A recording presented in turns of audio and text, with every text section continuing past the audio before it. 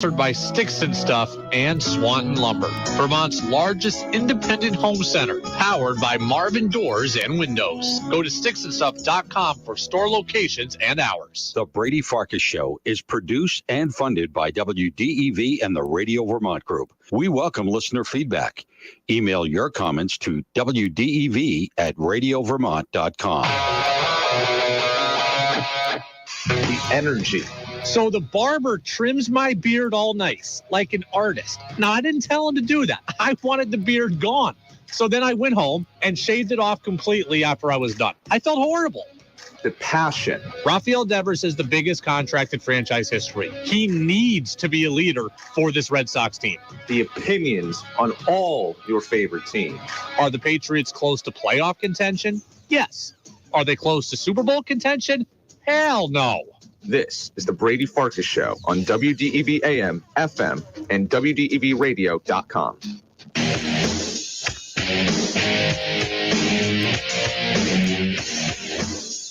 What's up, everybody? Brady Farkas Show back at it here on a Thursday on WDEV AM and FM and WDEVradio.com. Full show today, all 90 minutes. We're up until 7 o'clock. Then at that point, we give way to Jazz with George Thomas, and then the D3 boys basketball semifinal between Hazen and Thetford should be a very exciting game at the Berry Auditorium, and our own Brent Curtis will be on the call there. You can get in, as always, on the Napa-Morrisville, Napa-Waterbury text line, 802-585-3026. We do have a very busy show as usual. Another two-guest show today. Buster Olney with us in about 15 minutes, and then we'll talk with CVU product and Shelburne native Catherine Gilwee of the UVM women's basketball team. We are less than 24 hours away now from the America East title game between the Catamounts and Albany. Again, you can get in on the text line and let go. 5, 4, 3, 2, 1. And here we go. The opening thoughts are brought to you by Sticks and Stuff and Swanton Lumber, Vermont's most complete locally owned home center with locations in Enosburg, Derby, Middlesex, St. Albans, and at Swanton Lumber, and online at sticksandstuff.com. And the show is brought to you by Fecto Homes. So it sounds like, it's not official, things can happen, but it sounds like the New York Jets are close to acquiring Aaron Rodgers in a trade with the Packers. Okay? We found out yesterday that Jets brass, including the owner, Woody Johnson, they flew out to California to meet with Aaron Rodgers. We heard last night that the meeting went well. We woke up today to Diana Rossini of ESPN saying the Jets are optimistic about their chances of acquiring Aaron Rodgers.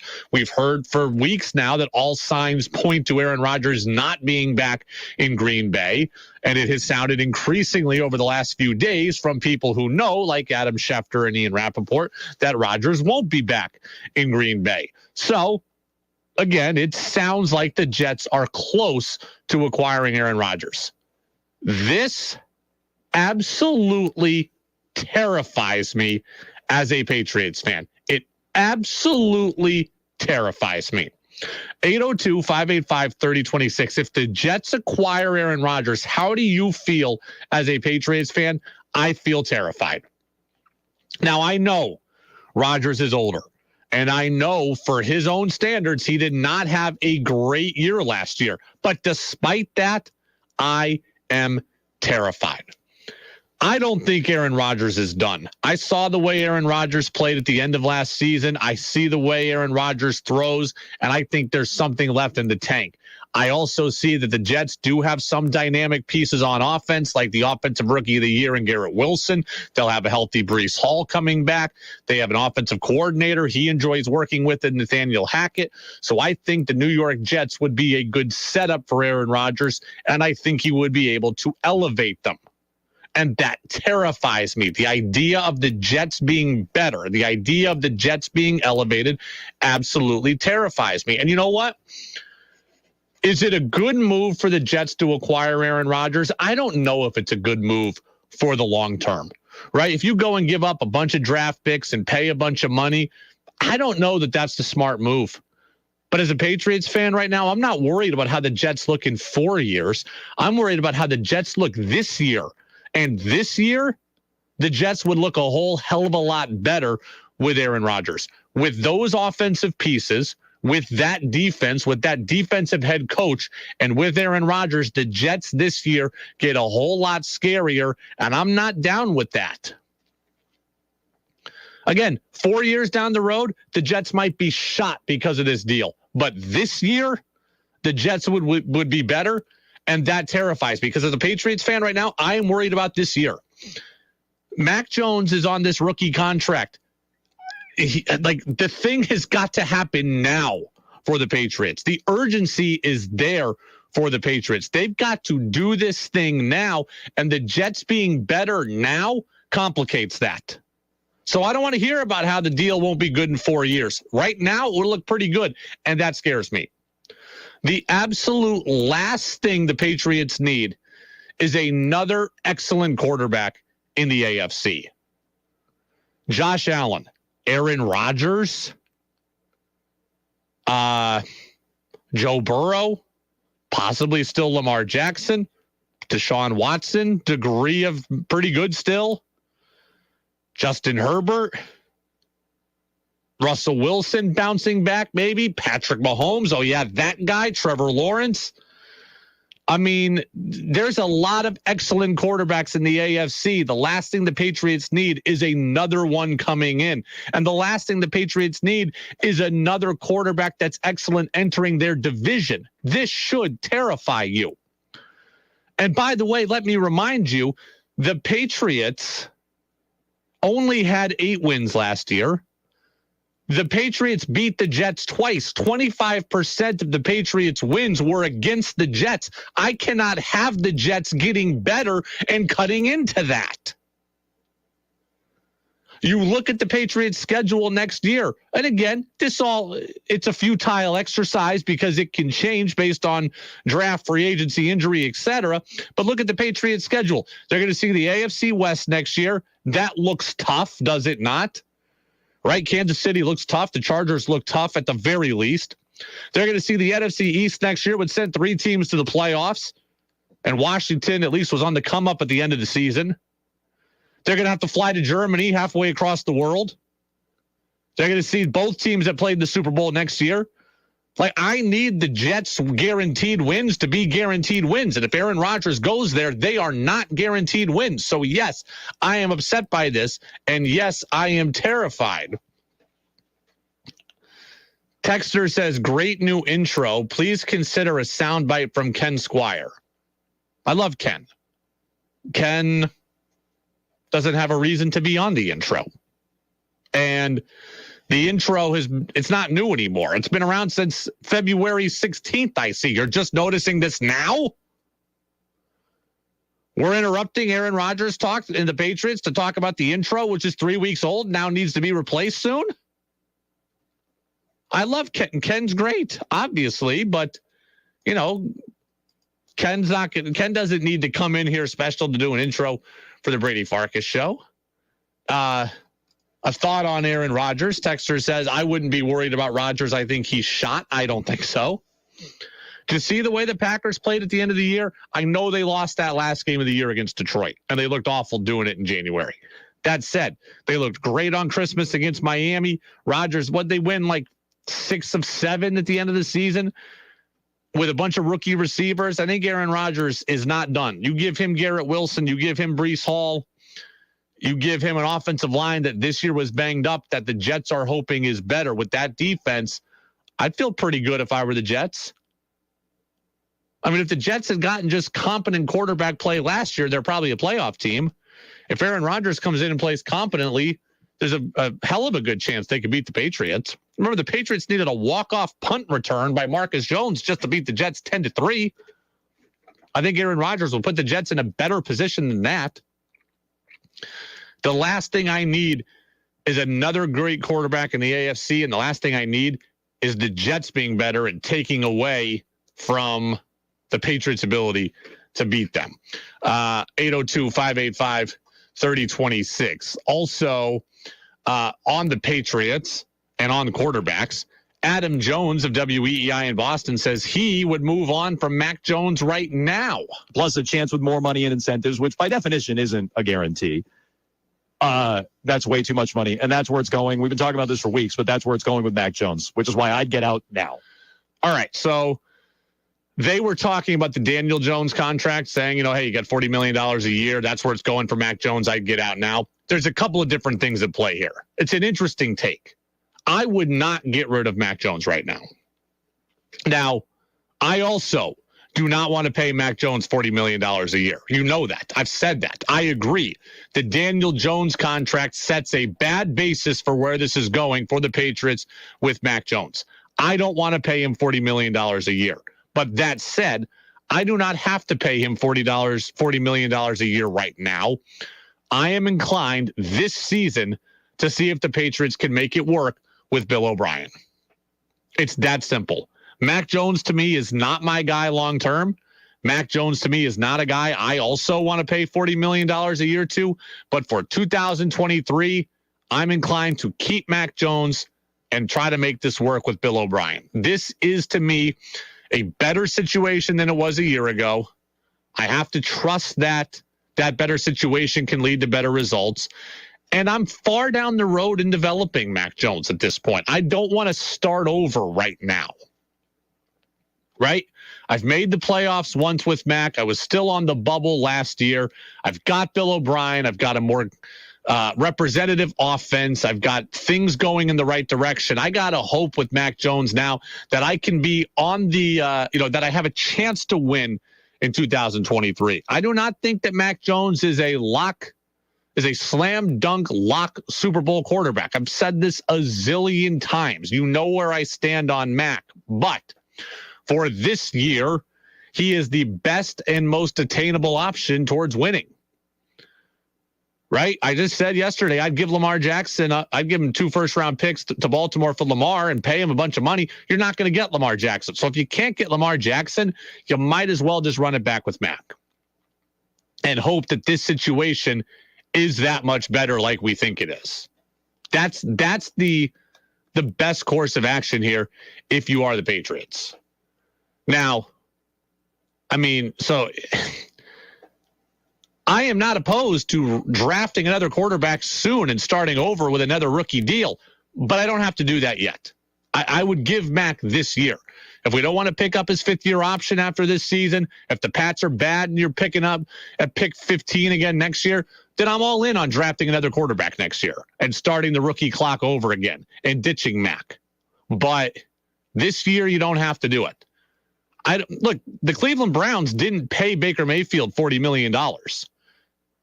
Right? They kept Baker until the limit, and then they just moved on. The Patriots can do that as well. They don't have to preemptively move on from Mac Jones. Give this year a chance to work, then make your decision on kind of where you want to go moving forward. That's how I would handle this.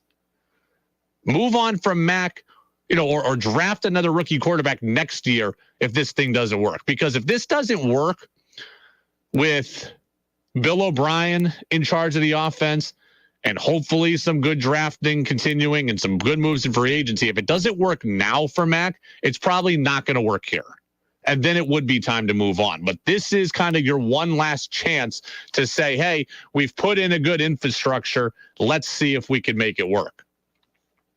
Texter says, as a Jets fan, I would rather see Lamar Jackson, but either way, it's nice to see some hope and shut up entitled Patriots fans. Easy, Murdog. I'm not entitled. I'm telling you that I'm terrified. And as a Jets fan, I'd probably rather have Lamar Jackson also, but the same issue for the Jets goes with the Patriots. I mean, you have to give up 2 first-round picks, and you're going to have to pay him over $200 million guaranteed. I don't think you want to do that if you're the Jets. And I think for 1 year, Aaron Rodgers probably gives you as good or better of a chance than Lamar. Lamar is a better long-term play, but there's a ton of injury risk there. Texter says, if the Jets pick up Aaron Rodgers, what would be a move the Patriots would have to make to offset improvement by the Jets? There would be no counter move. The Patriots would just have to hope that they can beat the Jets straight up. The Patriots have already made their big move. They went and got Bill O'Brien. They have to hope that makes the offense better. They have to hope that that makes Mac better. And then they have to hope that their defense is excellent next year like it was this year. And you have free agency. You have the draft. There are ways to keep that defense excellent. The thing I'd be terrified if I were the Patriots is about defensive regression. I mean, the Patriots last year had how many defensive touchdowns and how many special teams touchdowns? Are you really going to be able to replicate that? So your defense, I don't know that I can count on it to be at the same level. Texter comes back and says, what about DeAndre Hopkins or Brandon Cooks? They could make those moves, but I don't consider those moves to be just in response to the Jets. I don't think you're doing anything special just to counter the Jets. You're doing something special to beat Josh Allen, and you're doing something better to beat the other teams in the AFC who are excellent. So, yeah, they could trade for DeAndre Hopkins. But if they were going to trade for DeAndre Hopkins, they should get DeAndre Hopkins anyways, regardless of whether or not Aaron Rodgers goes to the Jets. So I don't think you have to counter the Jets specifically. You just have to get better as a whole because there's a lot of room for improvement. It is the Brady Farkas Show on WDEV, AM and FM, and WDEVradio.com, brought to you by Fecto Homes. Buster Olney of ESPN is calling in. I see the flashing light blinking. All the insight into everything going on in baseball. It's time for our weekly conversation with ESPN baseball insider and Vermont native, Buster Olney. I'm just about ready to bet the family farm in Vermont. On the Brady Farkas Show on WDEV AM, FM, and WDEVradio.com. All right, Buster Olney, our ESPN MLB insider and Vermont native, is with us now here on the phone line. Buster, thank you for being with us, talking a little baseball. How are you today? I'm doing great. Feel fully caffeinated as I speak with you because it was up early and watching Shohei Ohtani in the WBC. I was going to ask you, are you a fan of the WBC? I was up late the other night watching Netherlands and Cuba, up early yesterday watching Panama and Chinese Taipei, up today watching Ohtani. I'm all in. Are you all in? I am more in than I used to be because the players are in. You know, what really concerned me when the WBC started was the idea that, you know, the teams would not support the players, and then the players would be kind of lukewarm about participation. And you remember in the first years, that's the way it was with a lot of the USA players. They weren't really into it. But, you know, the last few rounds, we've seen Puerto Rico put on a team where the players were clearly invested. USA players got more invested.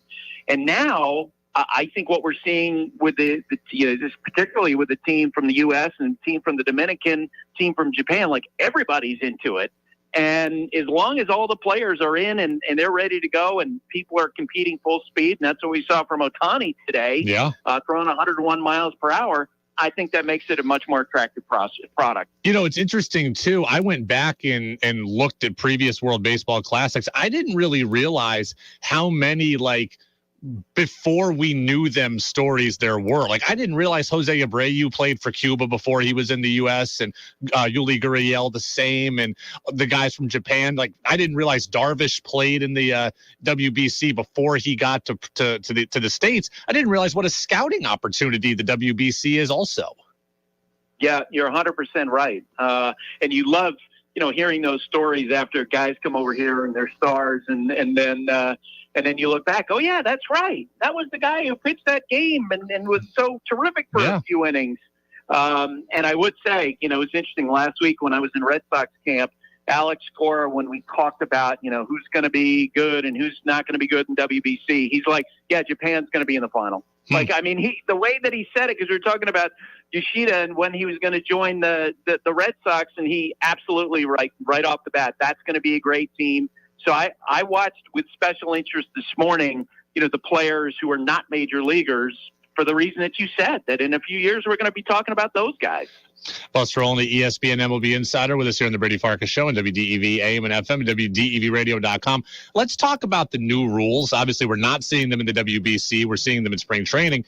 Are we starting to see some glitches come about? I know Max Scherzer's been gaming the system a little bit. I saw a fascinating scenario the other day where a batter stepped out used up his one step out, and then the next pitch, the pitcher just made the batter freeze in the box for 18 seconds until they actually threw it and tried to get him to step out again to create an automatic strike. There are definitely, players who feel like adjustments can be made, but I think anybody who, responds to a moment like we saw with Scherzer last week, where he gamed the system essentially to take advantage of the sport. There are adjustments that are going to be made, and the players will get accustomed to this. And the world's not going to end because an exhibition game ended with a pitch clock violation. That the players, by the time we get to October, they'll adjust. Yesterday, I had a long conversation, taped a podcast episode that's going to come out on Friday with Joey Votto, the future Hall of Famer who plays with the Cincinnati Reds. And he raved about the rules.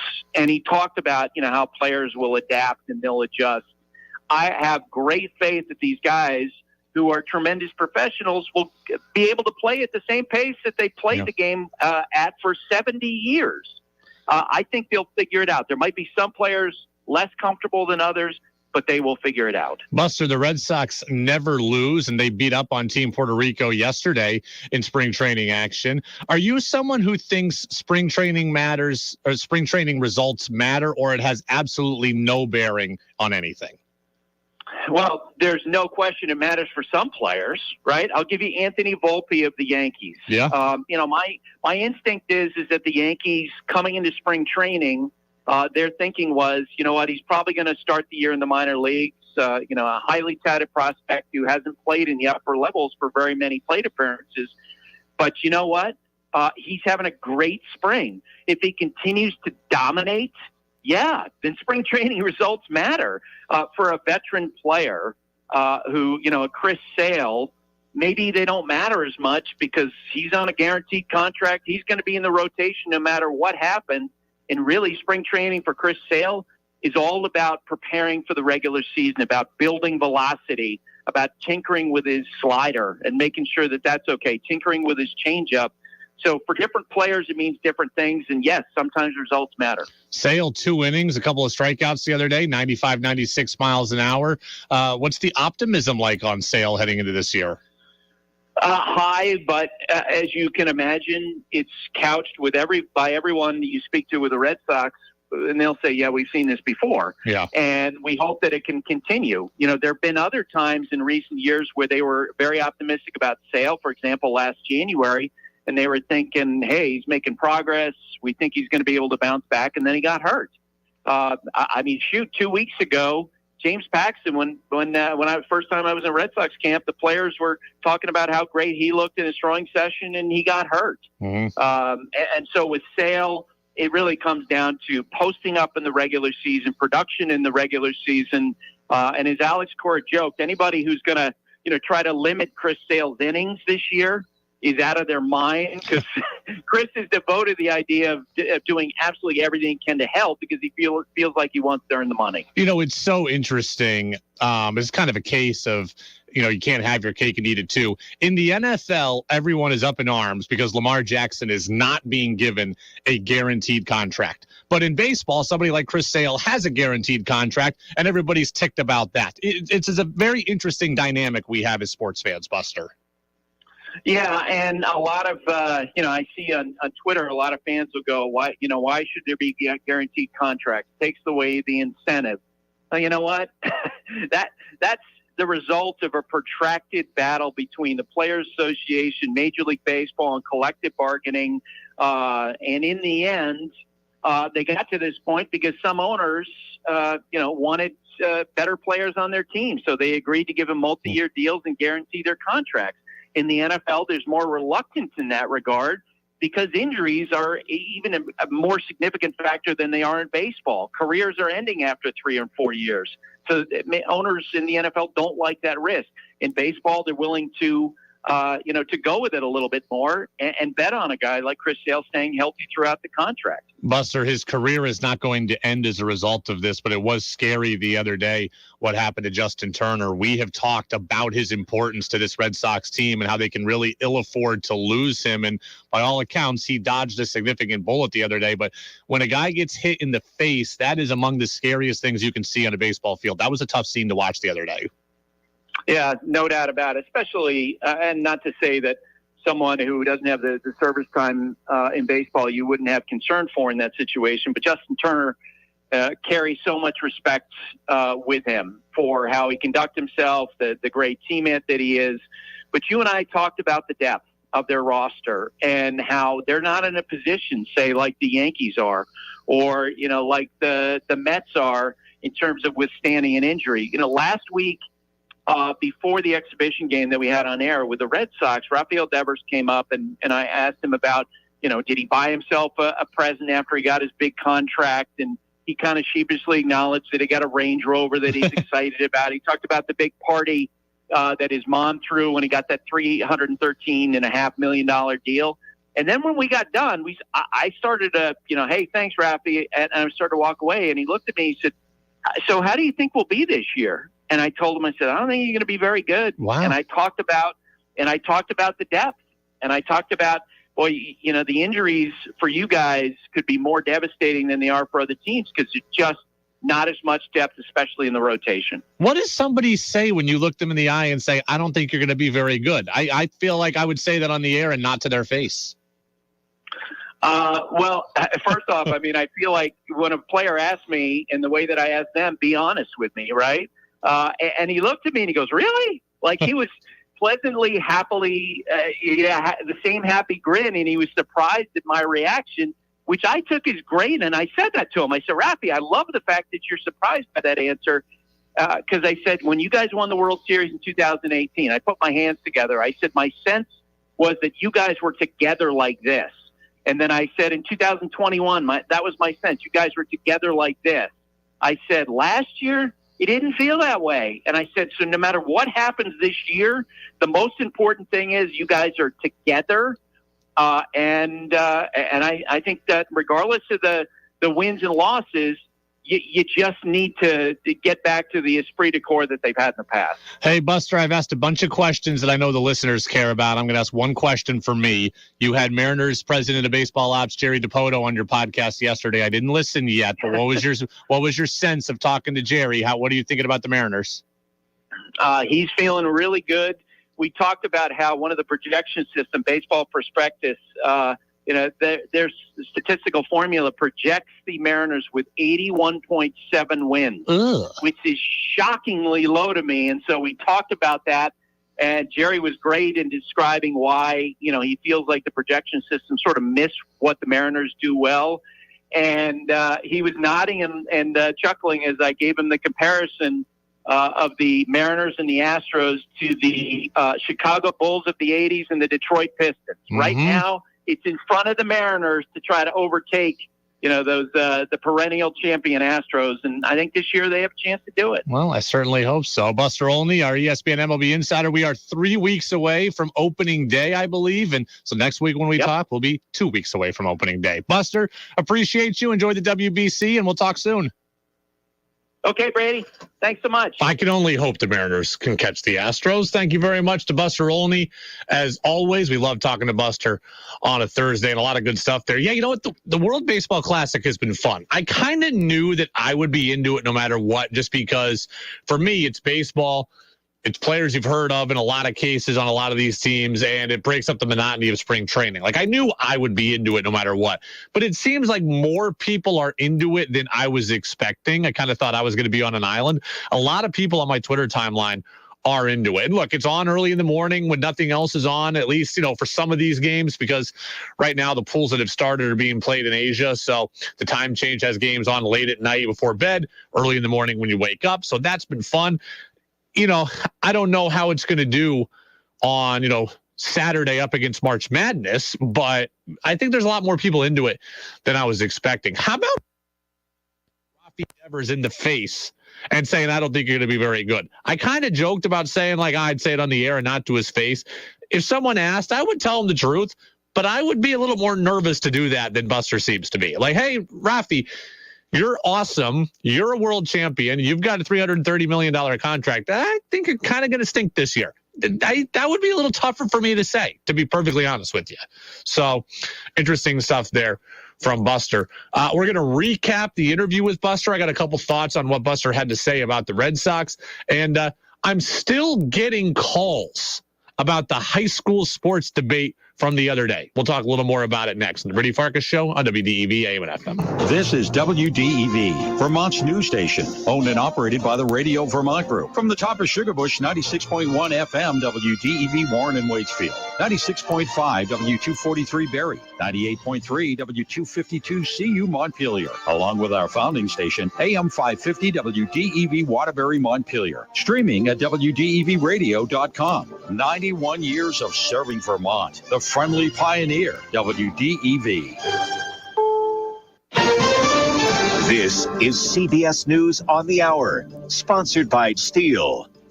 I'm Linda Kenyon in Washington. The East Palestine, Ohio train derailment came to Capitol Hill today. This East Palestine resident says the hazardous chemicals that train was carrying have created a local catastrophe. Our property values are nothing right now.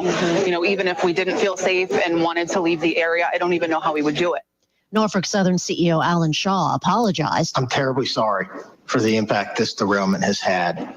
It's my personal commitment and Norfolk Southern's commitment that we're going to be there for as long as it takes to help East Palestine thrive and recover. Just hours before Shaw testified, another Norfolk Southern train derailed, this one in Alabama. President Biden has unveiled his budget plan. The Biden budget will be dead on arrival in the GOP-controlled House. Speaker Kevin McCarthy calls it completely unserious. But the plan allows the president to position himself as a champion of working moms and dads. My budget expands access to affordable child care for millions of families. To pay for it, Mr. Biden would increase the corporate tax rate, impose a new wealth tax on America's richest families, and increase tax rates on married couples jointly earning more than $450,000 a year. All non-starters for Republicans and key Senate Democrats. Stephen Portnoy, CBS News, Washington. The Senate's top Republican is hospitalized in Washington, D.C. Senator Mitch McConnell suffered a concussion following a fall. Senate Majority Leader Chuck Schumer is wishing him well. I called the leader this morning and spoke briefly with his staff to extend my prayers and well wishes. Senator McConnell, who is 81, fell during a GOP event at a D.C. hotel. In California, the concerns about snow have been replaced by concerns about rain.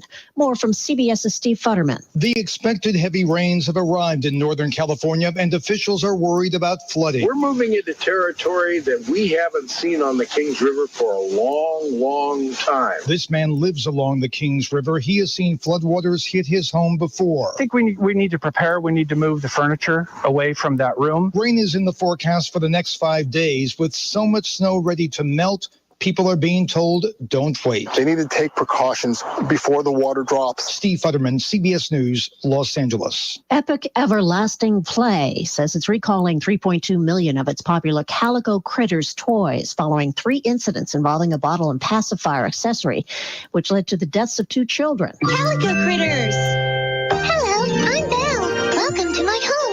The recalled toys include more than 50 types of animal figurines and sets sold with that bottle and pacifier accessory. This is CBS News. Nobody should have to pay for one-size-fits-all insurance coverage. Liberty Mutual customizes your car and home insurance so you only pay for what you need. Liberty Mutual Insurance.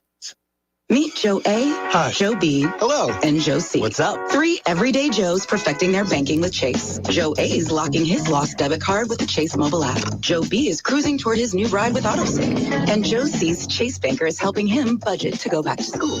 Tools that help protect, support for what's next. One bank that puts you in control. Visit chase.com/checking. Chase, make more of what's yours. Chase mobile app is available for select mobile devices. Messaging and data rates may apply. JP Morgan Chase Bank, NA member FDIC. How long does it take to tackle a home project? With Angie, you could cross it off your list before this ad is over. Just tell us what you need. Indoor or outdoor, repair or redesign. And we handle the rest, sending a top pro to get it done. You don't have to lift a finger, except to tap the screen or click the mouse. Plus, Angie is free to use.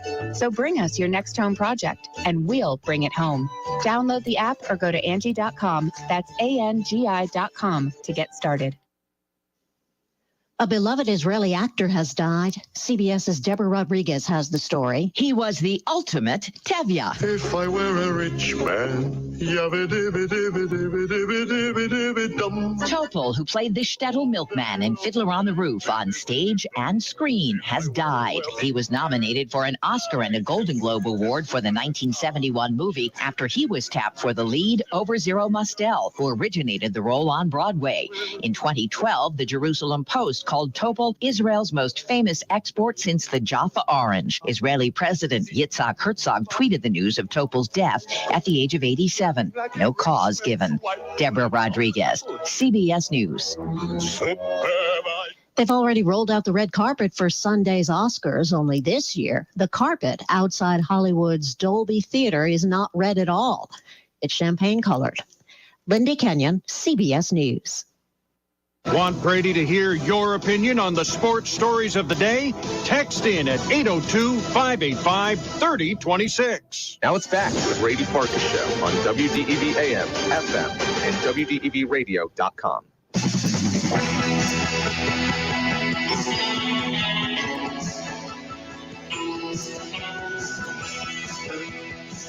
Welcome back in. Brady Farkas Show right here on WDEV, AM and FM, WDEVradio.com, brought to you by Fecto Homes. We're going to have UVM women's basketball star Catherine Gilwee, the CBU product, Shelburne native, here in about 20 minutes. She'll be with us at about 6:25 today. Looking forward to talking to her.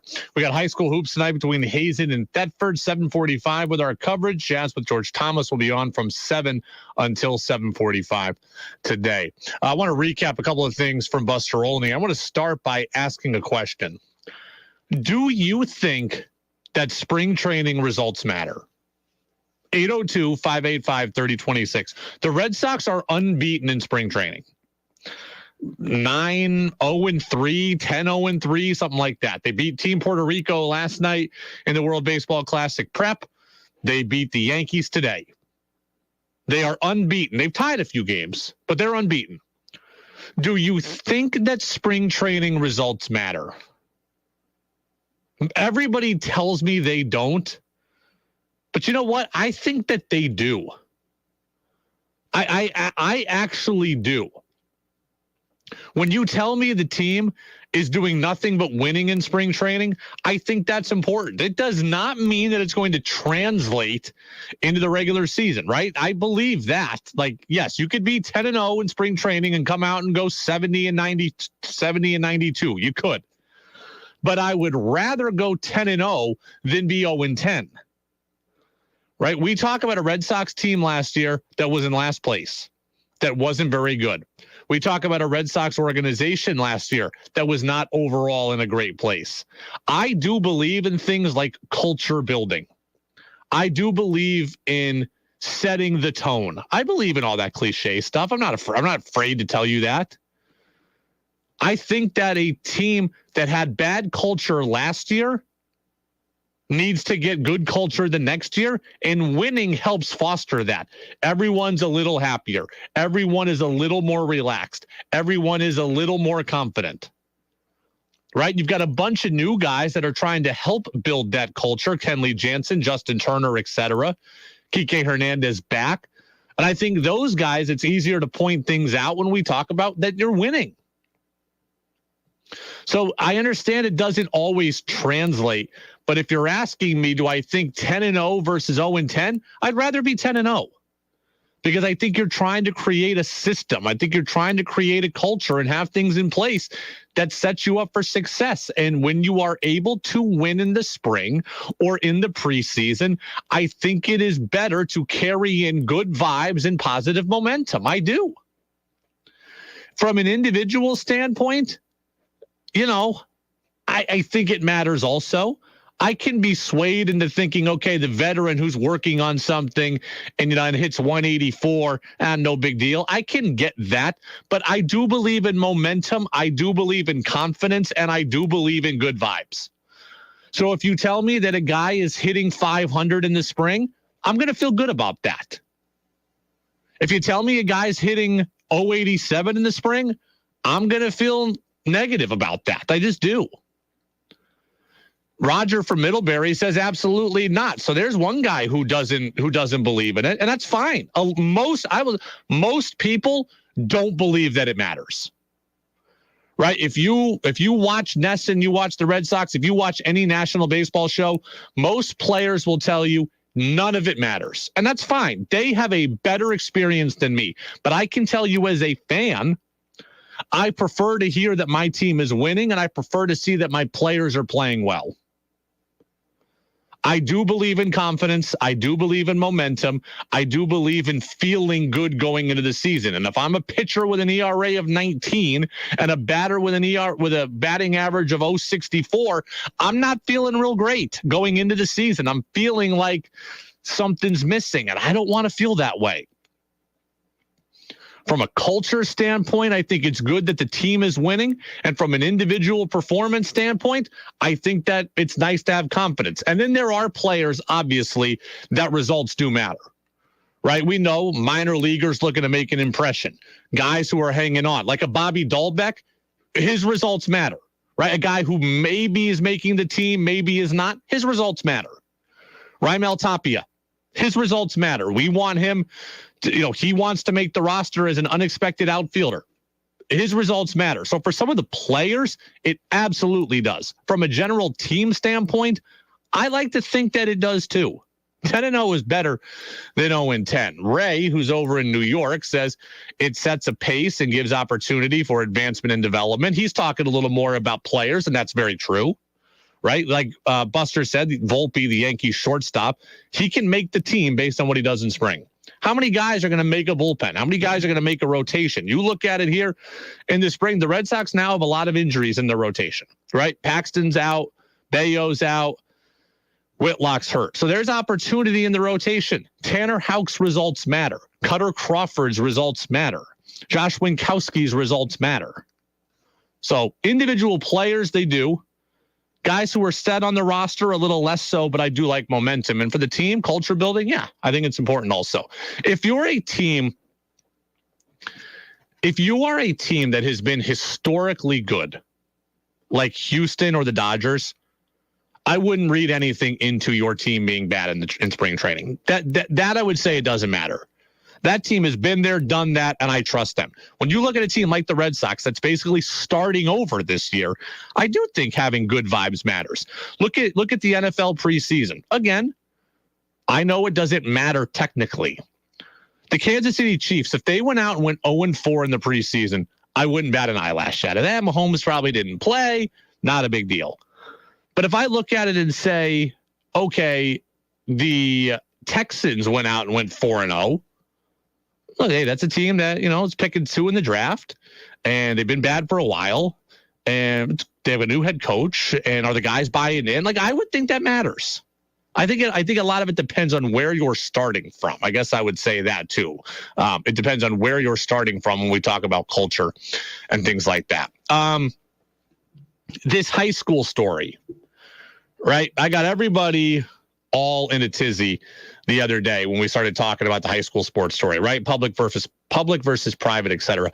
This story will not go away. I'm kind of ready to put it away, at least for now. This is probably going to be the last time I talk about it for a while, but people are not done with this story. I got 2 more phone calls today about this story and people telling me their version of what's wrong with sports in this state. And bottom line is this. At the end of the day, the state of Vermont has several things that create inequities in the student-athlete experience. Again, not all of them can be fixed. I don't know if any of them can be fixed. But I started out on a crusade against the private schools. I was wrong in that. That's part of it. But there are many, many things that create inequities in this state, right? I had somebody call me up and say, Brady, take a look at the classifications. And in Division I basketball, there's 13 teams. But in Division I softball, there's 16. How are 3 teams eligible to be in Division I in softball, but not in basketball? Why can you be in this class in one sport and not in another? That's an answer I don't know. I know you can petition up in certain things, but you got 3 schools that are all of a sudden not there in Division I in basketball, but they are there in other sports. They have the same enrollment, and they're in a different division for this sport versus that sport. I had somebody call me up and tell me, how about all these schools that used to be in Division I that got put in Division II and are now dominating when they should be in Division I? Maybe. I had somebody else call me up with a great point and say, Brady, the co-op teams are also not fair in the state, right? You've seen these. These are the teams that are combined teams. Oftentimes, I think all the time, you have programs that are combined because their individual schools couldn't sustain them. And so the co-op teams are a good thing in terms of saving sports. But when those teams win, you start to look at it with a side eye. Now, let me bring you an example. Burlington, South Burlington plays together in football.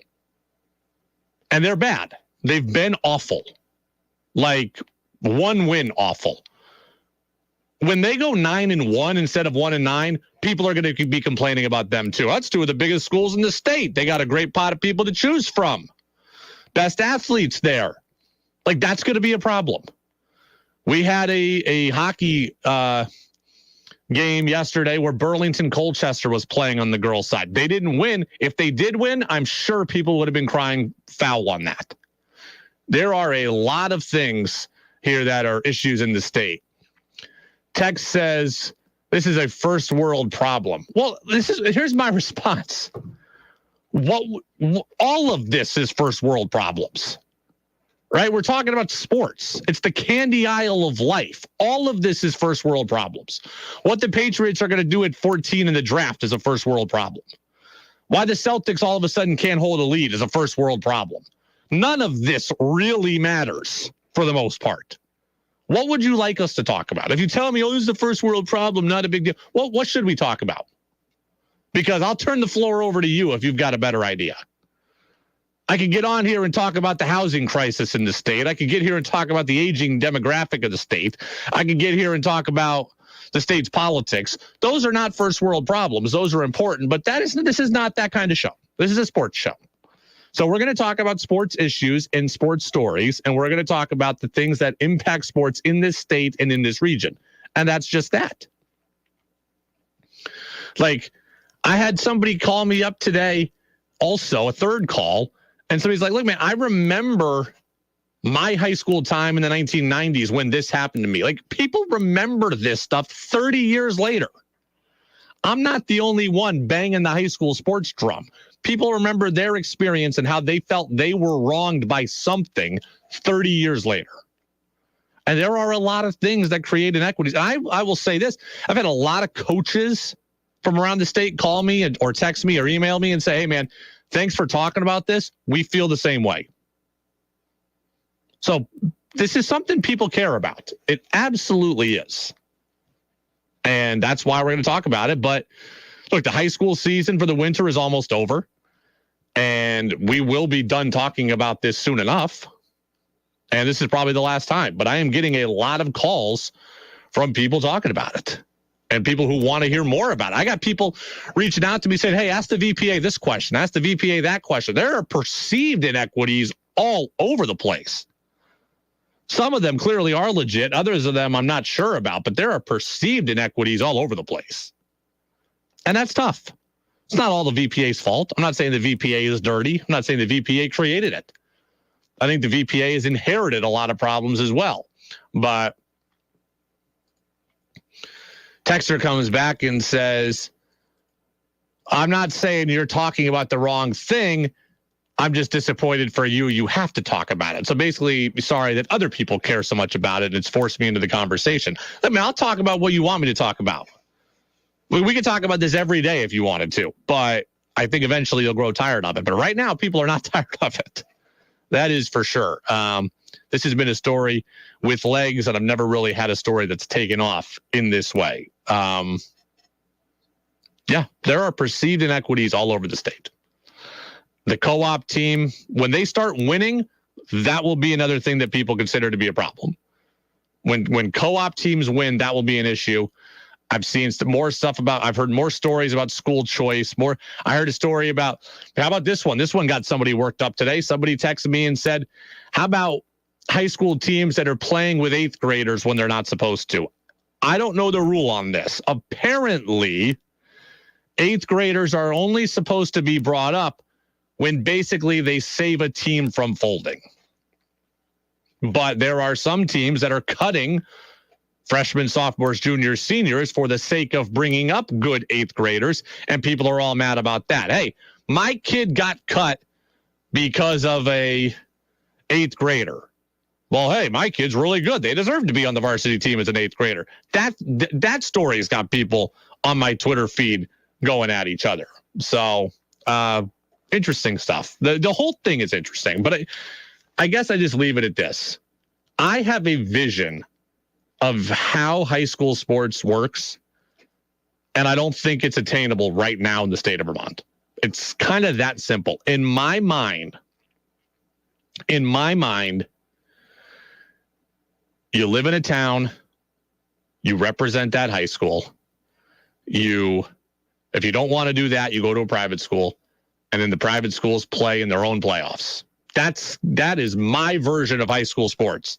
That is way too simple and way too idealistic, and it's not attainable right now in the state of Vermont. That is what you all have taught me. Right? I came into this thinking this was an easy fix. It is not, and you all have shown me that. So the conversation will continue, and that's why it happens every year, because it's a hard to impossible fix. It's the Brady Farkas Show, brought to you by Fecto Homes on WDEV, AM and FM, and WDEVradio.com. The UVM women's basketball team is headed for the America East Championship. That game is tomorrow. It is less than 24 hours from now. One of the key pieces of that Catamounts team as they get ready to take on Albany is Catherine Gilwee. You talk about high school sports in this state. She knows a thing or two about that. She starred at CVU. She's a Shelburne native, and she's doing it here for her hometown college, and she'll lead the Catamounts to the conference title game tomorrow. Catherine Gilwee, UVM women's basketball point guard, going to be with us next here in the Brady Farkas Show on WDEV, AM and FM, WDEVradio.com, streaming on the WDEV radio app, and brought to you by Fecto Homes. All right, here's the deal. R&L Archery is having an event